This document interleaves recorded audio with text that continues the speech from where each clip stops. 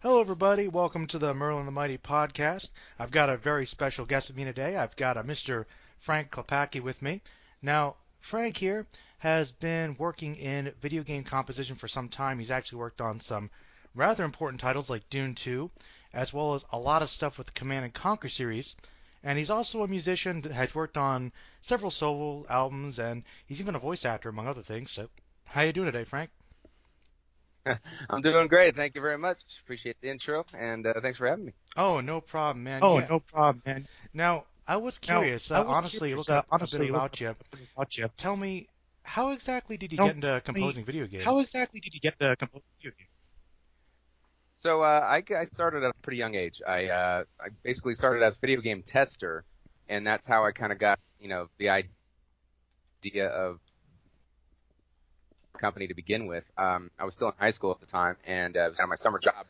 So I thought it'd be a fun thing to do, but little did I know it would turn out to be a significant amount of work. The idea of playing games for getting paid for it is cool, but then when you realize that you have to play the game every single way possible in order to try to break it. Mm-hmm. Same game for weeks, months, even a year, you know. So, Wow. and that part of it, became like, oh, okay, this is why this is a job. Okay. It helped me get exposure to the studio. And so therefore I, went around and I got to meet, all the people in different departments and got to see, work in progress, what the art department was doing, what the programmers, designers were doing, what the audio was doing. So it was just very it was just very magical. The whole, behind the scenes of how video games are made. That was really fun idea for me. And I was like, gosh, how could I contribute to this? And so after I graduated, after I graduated high school, I already had a head start in my life in terms of being musically proficient. I was already a professional drummer since the age of 11, and then I also was eventually learned how to play guitar and keyboards, and was a fly on the wall in recording studios. I was cutting demos, and so I already had a lot of kind of early experience in that regard, and so the idea of getting into video game thing was cool because the video games were agency as well. I mean, the first game that I actually composed music for was on the original Nintendo Entertainment System. Oh, wow. So you can imagine, how far back that goes, and uh, so the limitations of the system to play back whatever music you were putting into it was very very small. You had 3 monophonic channels playing FM synthesis, and then you had a white noise channel to use as a snare drum. That was it. So, I had the luck and opportunity to be kind of in the right place, the right time to be able to grow with the industry. So I got in, at that point, and every year after that was a new challenge. Then I worked on the Genesis, then I worked on the TurboGrafx, then I worked on the first PC games, with the original old Sound Blaster cards and ad-lib cards and things like that, the Amiga system, all of that. Wow. It was, and so it just kept you on your toes because you had to learn something new every year, way of implementing and doing things, and then your options got larger as well. I wasn't limited to 3 voices. I had 6, and I was able to do a lot of program changes, and I was able to use a Roland MP32 module to play back higher quality music, and it just progressing over the years. So essentially, to answer the question, that's how I got my start. I got started young, doing a lot of different things with audio, and I was already a gamer, so it just kind of already made sense to me to combine the two together somehow. And they gave me a trial period with which to kind of prove myself in that regard, and the rest is history. Wow. Wow, that's awesome. Sounds like you really kind of combined 2 passions into one and made a career out of yourself. No, Yeah.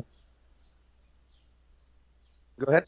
oh yeah, no, Oh yeah, I no, was I was curious curious actually. actually. Would you say that since you've been in the industry Would so you long say and that you since you've had been in a the lot of industry so long? limitations early on, is composing music now easier than it was back then, since it was much more limited with early software? It's different. It's I would say composing now it's easier in one hand and more difficult in the other. It's easier in the fact that you do exactly what comes to mind and you can replicate sounds with ease.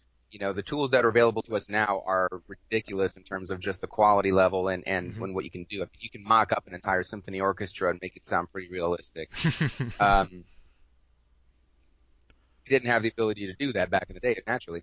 But kind of getting take there is that, because there's no limitations to what we do now, everything is recorded as it will sound, and we can actually go record a live orchestra if we want, or live instruments, or singers, or whatever, or use any type of, synthesized instrument, and hybrid combination thereof. Uh, that kind of, you have to force yourself to almost limit yourself when you're writing music now, because it's like, okay, I have too many options now, so let's pick an instrument palette. Let's start with a style. Let's start with, a set of instruments that are going to work for a certain project, or add some character to a certain uh, uh genre, or race of alien beings, or whatever it is that you're going to write for, and then start there, so that way you have sort of a framework of how you're going to proceed. Otherwise, you're just going to go crazy, and it'll be not consistent and sound like it's all over the place. Back in the early days, on the other side of the fence, having those severe limitations forced you to be more creative. Hmm. So, I might be doing something on, the Sega Genesis, or the early PC games, and I was like Dune 2, for example. You brought that up. Oh yeah. I worked on that, and that was on I did the original score on the ad lib card back then, and it was an equivalent to a Sound Blaster. It was like their competitor, and I made my own instruments with their instrument maker, with all these synthesis, algorithms and oscillators, Hmm. everything that they did, and then saved those and called those into the score. I hand wrote, inserted the score, I should say, with a piano roll program they had, that came with the card as well. So I'm using that. I was inputting all the program changes of these instruments by hand. I was putting in all of the tempo changes in by hand. I was putting in all the pitch changes, all of the different things that I wanted to do to create effects with the instruments that I had made, and do chorusing by calling the instruments at the same time, and just setting the pitch off dedicated sound, and things like that. A lot of under the hood stuff that a lot of people wouldn't think. I was very attentive to detail of, just to make it as dynamic and as creative as I could with the limitations I was Hmm. provided. So it makes you write in a different way, because you're utilizing a finite amount of options that are very clear and laid out, whereas or you have to make them yourself and then figure out how you're gonna manipulate it. So, whereas today, the instruments and whatnot, just wide open, so you have to kind of then figure out a way to pare that down. Hmm. Okay. So it's kind of like simplifying things to make it easier to Simplifying things to produce make it it easier to because produce it you have because too many options. You have you too have to many kind of options. focus yourself. You have to kind of focus yourself. Yeah, like, so, nowadays it's common for composers to have templates to work from. Okay. Things that are already preloaded. Like, I have my orchestra template, right? So I'm just gonna load that up, and all the orchestra instruments are there, and I can start, bouncing around the strings, horns, drums, whatever, Uh huh. and make an orchestra piece. Whereas, and I have like a rock template. I've got like my typical rock drums and bass, and I play guitar, so I can pick up guitar and chord straight in, and Nice. and and synthesizer. I have kind of some go-tos that are that I particularly like, that I use in competitions, but I'm always looking for new things. Uh, and So I'll start there. I'll start with an instrument. I'll start with melody. I'll start with a bass line, and I'll start with a rhythm, and I'll just kind of build on that one piece at a time Hmm. until I've got something that I think is working, and then I'll push it from there into what's score that's going to be, or what it's going for. All right. You know, actually, that kind of leads into my next question because it was something that I was kind of curious about, especially when you're composing music for a game.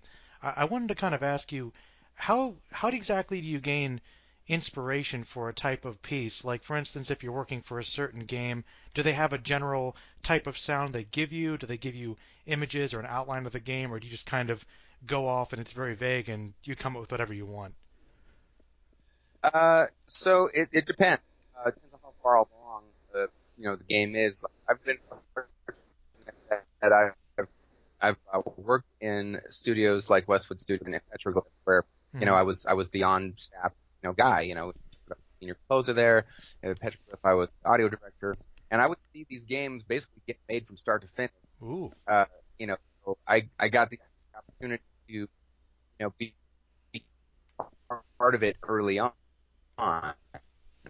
and putting together a designer, producer, and our audio director, that was the case, and we would figure out what it needed, what style should be, what kind of instrumentation tool, what we find, the spirit of the title and or situations within it, and so I was given a lot of creative freedom, to be honest. I mean, I'm so fortunate that my early years, Westwood, that Paul, my audio director, was awesome in terms of just, giving me a lot of great input and advice and suggestions, but he would let me run with it. And, I was encouraged to be creative and try new things. And if something didn't work, it didn't work. And then went to the next thing. So, that was a very, very cool time because, I feel like a lot of games, in recent years are kind of stuck in a pattern of where composers do a lot of the same style of music, Hmm. and that's kind of a shame. It's like, well, just do the typical Hollywood music, orchestra sound, tribal drums and French horn rips and a lot of staccato strings, and where's the melody? Where's the piece that identifies the? It ends up being a lot of underscore and or a lot of focus on having it implemented in such a way that, oh, well, it's going to start with one thing and then build on another thing and build on another thing, so it's seamless for the player, and that's great too. But Hmm. again, I come from an era where music was importantly defining themes for games that people remember. It's like you remember themes from some of your favorite movies, but Hmm. even that, in my opinion, that's another that's another conversation. Well, But hey, honestly, I'm really glad that you said that because I was thinking about that even before the interview. I was like, that is true. I remember a lot of discussions, even with people going back and looking at some of the classic games, especially when things were much simpler. The music was, you're absolutely right, a defining attribute. And I think with more common games, I mean, you're right, it could be a whole other conversation, but even the music, a lot of times people complain about it if it's not as memorable. A soundtrack is an important component to any artistic piece, especially a game. So it's actually very good to hear you say that. yeah, and then not to have gotten away from your original question, which is kind of It's fine. along the It's way, fine. what is it's presented to me in terms of what being able to write music for. Hmm. I get involved early in development so that I have the opportunity to really refine, and have some time to work on these things. That's really the key. A lot of Time. audio guys Time. or composers, they get brought in at the very last minute, so then they only have a couple of months, to knock something out, So you've a whole avoided a lot video of the game score. pressure, I guess. Yeah, I was able to. I had the luxury, I should say, of being on staff someplace where I could, honestly just take a look at everything along its course of development and make decisions, with a lot of time to be able to iterate and, be able to present things and say, hey, how's this working? Oh, this song's great. This one, maybe not so much. Okay, go back and refine it and make it work. I get everything from concept art to look at to design documents, a lot of meetings. You don't get the luxury of seeing working as much because people are still working on everything else in the game to try to get it put together. So on the audio side, I have to basically go by whatever's available and just, go with my feeling about what fit best and start working on that so that by the time we have a look, we can try that out, get it put in, and see how it's going, and then and just iterating along the way. As more parts of the game get done, more parts of the music, audio get done, and it's just cool to watch it all come together too. That's another really fun aspect of video game development is being able to see the whole thing come together and working when you know originally what was talked about. Now it's in front of you on the screen. So I bet that's a great feeling. Actually, this might be a difficult question for you, or maybe it isn't.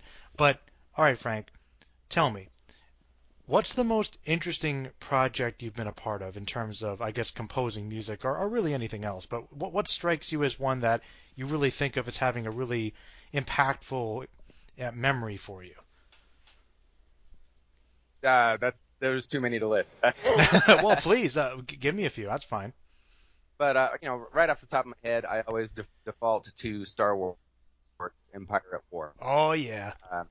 Be- because Star Wars is my favorite thing ever. I grew up with that. It was, and it's meaningful for me in several ways. One is when I was a kid, I saw Star Wars for the first time and on video. I didn't make it either, but I was really young. But the point is, I knew nothing about it. I just heard that it was probably cool.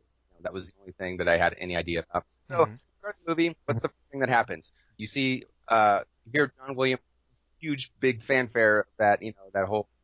Ta-da! And what are you watching? Scrolling text. Okay, think about that for a minute. Now, as a kid, I'm already in. The first note of that piece, that music had such an impact on me. I was like, wow, this is the coolest thing ever. And I'm looking at scrolling text. Okay. That's the impact of music. That's what it can do to people. So right there, and of course I ended up loving the movie and watched it, countless times and ever since, all the rest of them. But, I've always been a fan. I've always, in my mind, thought to myself, gosh, wouldn't it be great if I could be a part of this somehow? Like any Star Wars movie thing, whatever, I don't care if I'm a stormtrooper in the background, just to be cool. But, ultimately I got a career in video game music, soundtracks, did TV work later and all of that. But, as I developed my skill set over the years, I guess, subconsciously, I was always preparing myself for something like this to happen, whether it was working with a symphony, whether it was working with, to doing something that was an homage to my influence of John Williams, because, he's obviously one of my great heroes of all time. So, so when, the opportunity came about finally to work on this game and be the audio director on it for that matter, it was just like a dream come true. Oh, yeah, I'm all, and it was really great. It was the first project that Petroglyph after Westwood had closed and all that, so brought me on board, and I went in at first just I was like, I already know everything that needs to happen. Like, I know where all the sound effects go. I know where what all the voices should sound like. I know, who has this kind of personality. Like, I'm a Star Wars geek expert, and I admit it.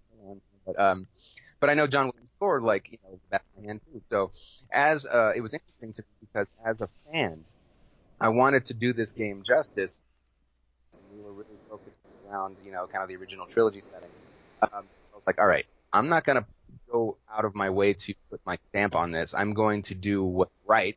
I'm going to, all of the John Williams pieces where they belong, where people know they could be. And anything else that's new in this game that we're tackling, like other worlds we haven't seen, or factions, or whatever, that's where I'm gonna put my thing. That's where you could have fun. I'm doing my best John Williams impression in terms of style, but I'm doing my best in that style and putting them in new places that hadn't been tackled yet. So that was, and my goal was, like if people play this game and they don't know the difference between my stuff and his stuff, then mission accomplished. I'm not trying to stand out here. And that was exactly the case, and I'm really, really proud of that. So, and the whole experience was great because just in the process of developing it, I got to, go and meet the LucasArts people, and with their audio department, because they were signing off on everything that I was delivering. But of course, that was not a problem. And and they were just, one of the super most professional, teams of people I've ever worked with. I couldn't have had a better experience with. They know their stuff so well, and it was really just made it that much more fun and enjoyable for me along the way. I didn't want to stop.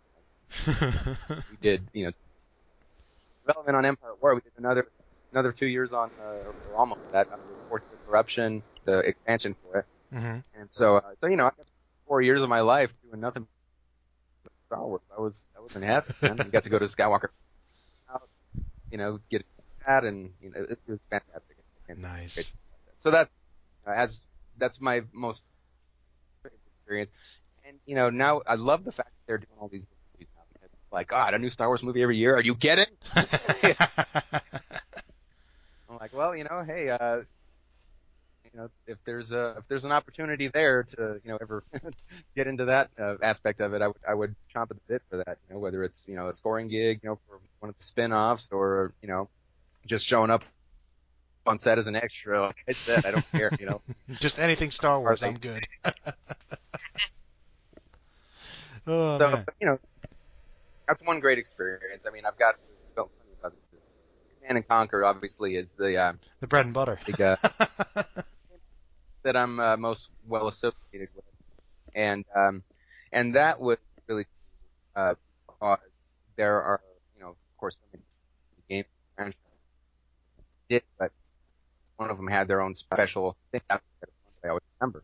Like for example, the very first game, Command and Conquer, hmm I remember that we had something special on our hands because we didn't know it was going to be that big of a hit, obviously, but we knew it was fun. We had a blast playing it in the office, even early development. We were staying like late hours voluntarily just to keep playing and working on stuff.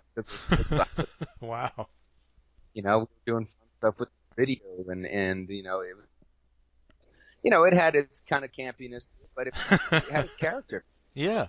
Done it was done with a lot of passion behind it. The whole team, and that was a magical time.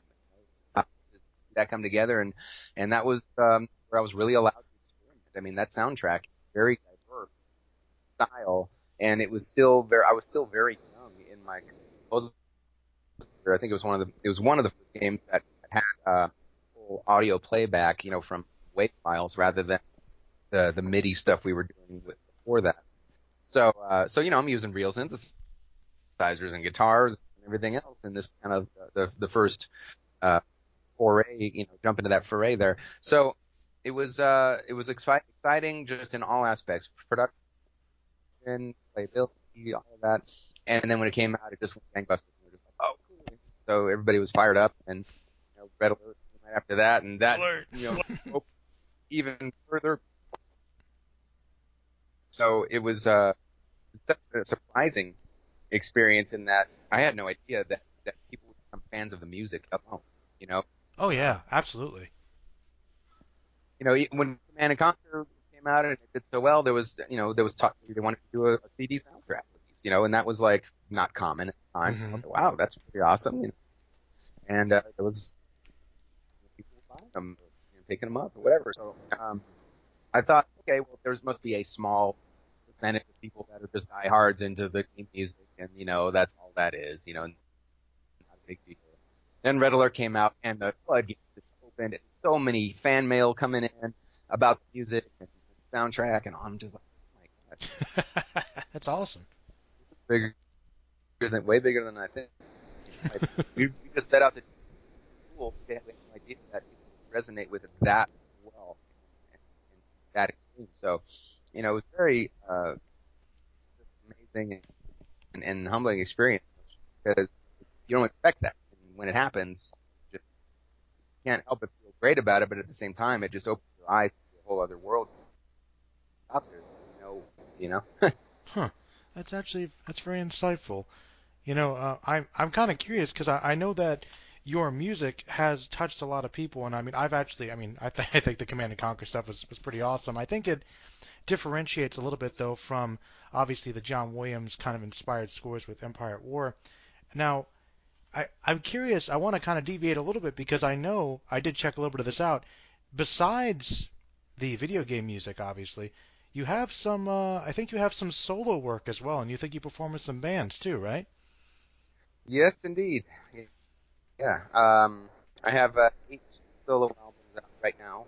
Ooh. And I'm working on a couple of more as we speak. But yeah, it was something that I started doing in the early 2000s.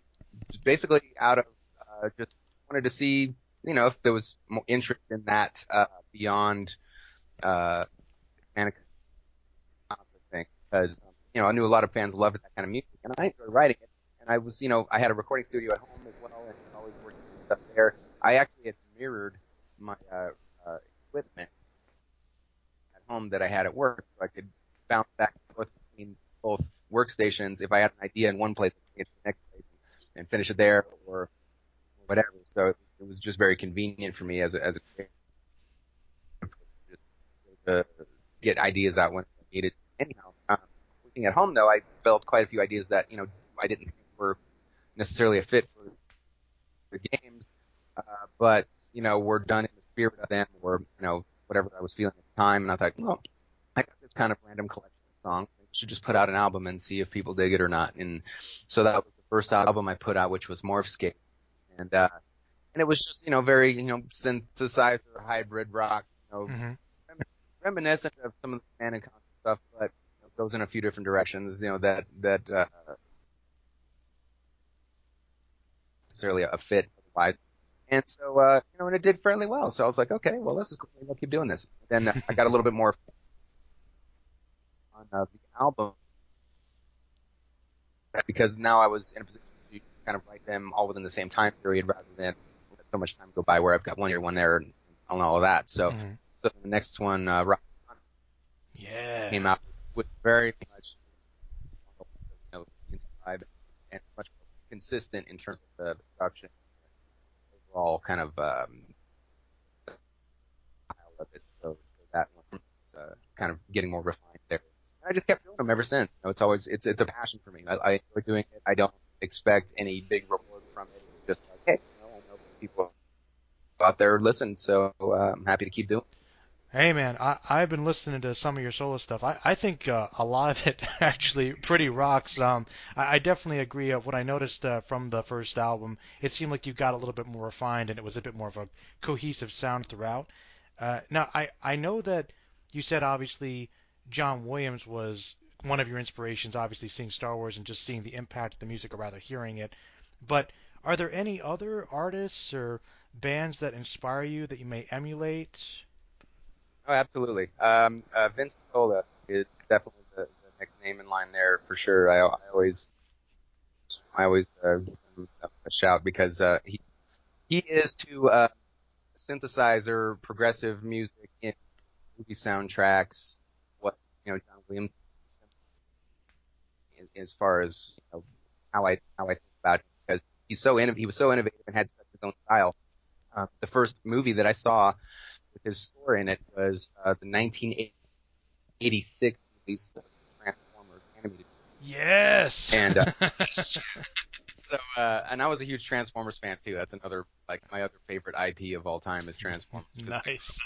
too, had the toys and watched the whole Generation One cartoon, and this movie that came out was a big deal because it was sort of a cap to the series, and it took like daring chances, for a quote unquote kids movie. They made it PG-13. They had Star Wars in it. They killed off major characters. Oh You're like, yeah. what the hell? Made a lot of parents angry. Well, I mean, but it was cool because I was like, this is really ballsy of them to be doing this. I like it. But more importantly, the score. Again, I was just immediately captivated by the score of the soundtrack, and I had to go get it immediately. And of course, it's written by Vince DiCola, who also did the soundtrack to Rocky IV. So if you listen to those two movies, the sound of those soundtracks are very similar in terms of like instrumentation and whatnot. Although Transformers, I would argue, is probably a little bit more progressive Ooh. because it being animated and sci-fi and all that, he had a little bit more flexibility maybe to have flexibility of most. But that just made me a lifelong fan of his. And the coolest part about all of that is many years later, I actually got the chance to meet him in person Ooh. and become friends with him. Huh. So I got to kind of share that story with him, and it all came about because I contributed to an interview that was done with him. That a friend of mine was uh, does a lot of work with video game composers. It's Greg O'Connor. He had a site called Music Games at the time, still does, but he focuses more on the PR side of it. And said, hey, I've got this interview with Vince Nicola because he's doing some video game stuff, and I know you're a big fan, so would you help me come up with some good questions for him? And I was like, absolutely, like asking all this like random composer related stuff that probably not the average person would ask. Very inside. And so then it was very apparent to him that somebody had done their homework on the questionnaire. So Vince emailed me and said, hey, I understand you contributed to these questions. It was apparent to me that you were familiar with my work. I appreciate that, so thank you very much. And I was like, thank you. So we did that, started us having a dialogue, and eventually, went out to visit him and hang out and talk music and all kinds of stuff. It was really cool. Super nice Sweet. guy. And still always one of my heroes too. He does is amazing to me. Wow. Well, okay, great. That's awesome. That's awesome. You got to meet one of your heroes and become buddies with him. That's great, man. All Yeah. right, that's really awesome. All right, well, I'll tell you what. We got a few more questions here, and then we'll work on wrapping it up. But I guess based upon your experiences, Frank, what advice would you give aspiring artists who want to break into the industry, whether it be audio engineering or solo music or even voice acting? Yeah, that's the question, isn't it? Yeah, I know it's a tough one, but hey, Uh, you know, it's a different.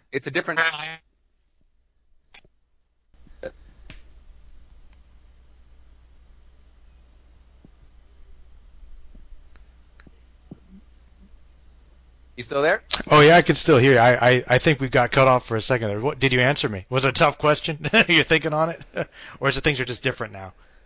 No, I was getting ready to say, things are different now than they were when I got started. Hmm. So, what's required now is that it's assumed that you have the skill set in order to pull off the quality of work that is, required, Hmm. whether you're able to do a symphony orchestra, thing, or whether you're able to do, top-notch sound design or voice acting. So that has to be just in the bag before you even get started. Okay. Everything after that is what's most important, and about how you do business, how you network, how you conduct yourself. Um, Building relationships is the most important thing. Um, trying to get work, especially if you're freelancing. It's one thing to go work for a company. I mean, you know, there's applications you can apply for jobs to work in that department, Hmm. entry level to senior. So there's Hmm. opportunities for that. But otherwise, you really got to have a good reel together, and you've got to be able to talk to people in a way that not come across as, oh my God, give me a job. You know what I mean? Don't let that take over. How you are. I mean, just be yourself. Just let your guard down and appreciate the passion that goes into what's on the table and created in video games, in television, movies, whatever it is that you're going after. I mean, a composer is a composer in my eyes, composing for anything. So any opportunity is going to be that you want to take. As far as getting started, though, a lot of people are like, I don't have anything under my belt. How do I be able to say anything to somebody? Well, you can start by doing something on the more scale.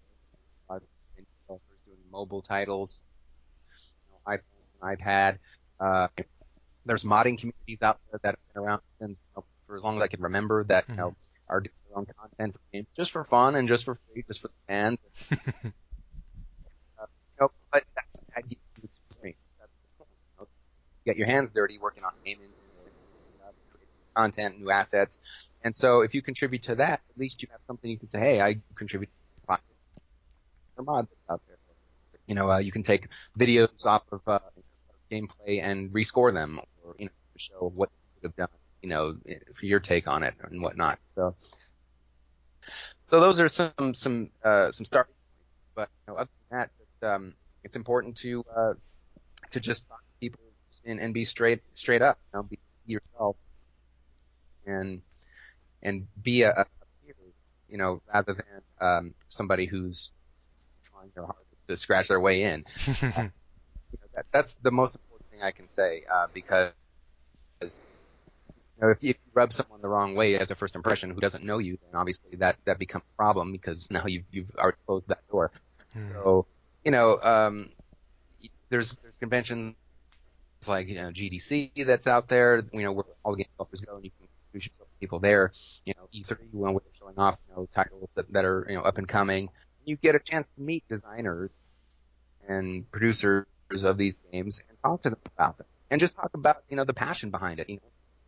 If you're a gamer yourself, that makes it all the more legit because you're coming from a place of I already appreciate this and what you're doing. Oh, this is cool. Okay, I get it. Right on. By the way, I do audio for games. If I can get a card from you, whatever. You have a casual conversation about it rather than give me a cue.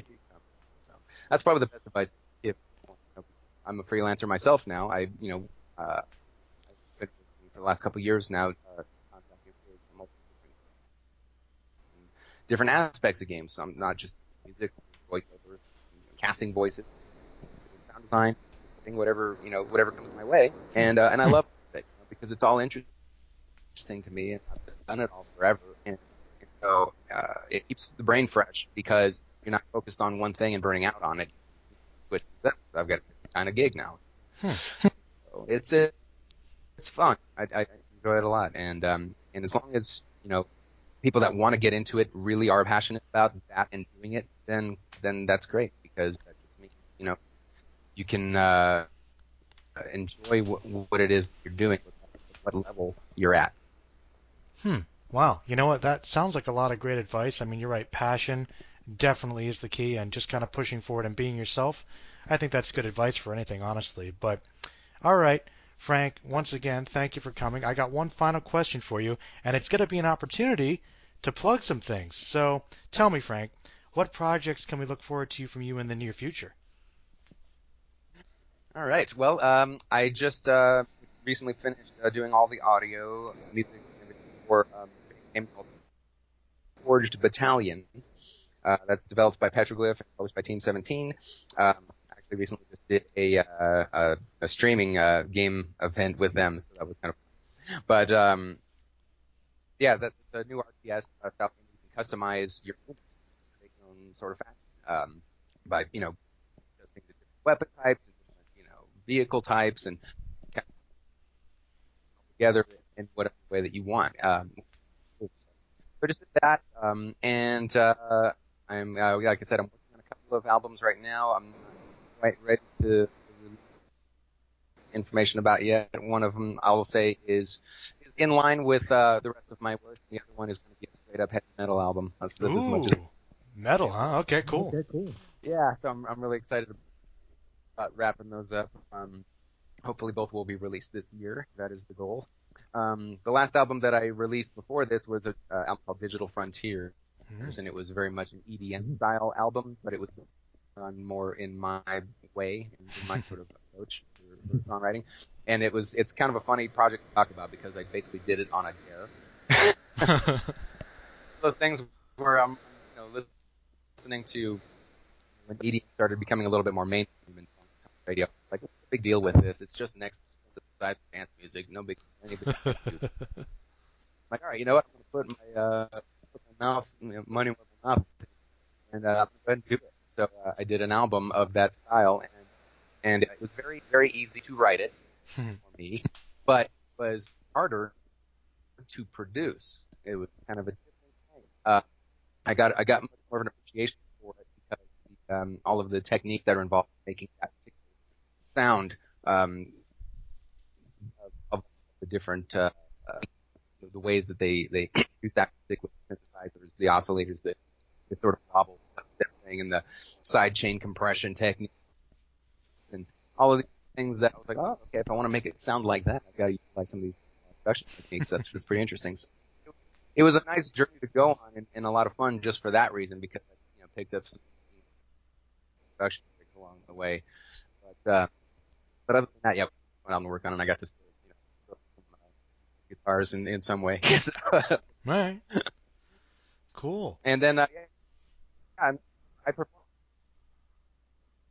I kind of put myself out there as a bit of a hired gun musician, so drums is something that I've always played professionally, like I said earlier. And so that is what I get most calls to go do. Most recently, I filled in on drums for the band Asia. And Asia? Yeah. Oh, wow. A friend of mine is in contact with it, and he basically said, "Hey, I've got some different can you fill in?" I'm like, yeah, absolutely. So Wow. and then I also fill in for the Family Stone. Family Stone was one of my favorite bands of all time growing up, and I became friends with Jerry Martinez, who was the original sax player of the band in the late '90s. Wow. Just because I emailed him a happy birthday through a fan site. That was the start of that friendship. Sweet. Another dream come true moment there. Love that. And so when the Family Stone started touring again, there was a period where the original drummer, Greg Rico, wasn't performing with him for a few years. Just took some time off and started asking me to fill in for him. So I got to tour with him for a few years until Greg returned, and then so I still am a fill-in drummer for him. So it's pretty awesome. I get to, That's got awesome to play with indeed. one of my favorite got to one of my all-time heroes. I got to play with one of my all-time favorite IPs. So the thing is, getting back to the passion thing as a good way to wrap this up. If you talk to everybody about what you're passionate about and have absolutely no expectation from that, you're just doing it because of the love, because what you're really into. Mm-hmm. Eventually, the right people will hear that, and something will happen. And you can't know when that'll happen or how it'll happen, but eventually something will happen, and the opportunity like that will present itself. But again, just by being yourself, just by being passionate, sharing that with everyone that you meet and or know, eventually, it'll come back around. Oh. Well, you know what, man? That is absolutely a great message to leave off on, and I completely agree, honestly. And hey, once again, thank you for being a guest here on my little podcast. I do appreciate it. And you know what, hey, man, I would love to have you back on again sometime. Maybe we can talk some Star Wars or Transformers. Who knows? Sure, man, that'd be fun. All right, cool. Well, I'm going to wrap it up. And yeah, in the description below, guys, I'm going to post Frank's site and maybe some links to his albums. Please feel free to check them out and check out his future projects. He's been involved in a lot of cool games. Play some Command & Conquer if you haven't already. All right, Frank, thank you very much. Thank you. Take care.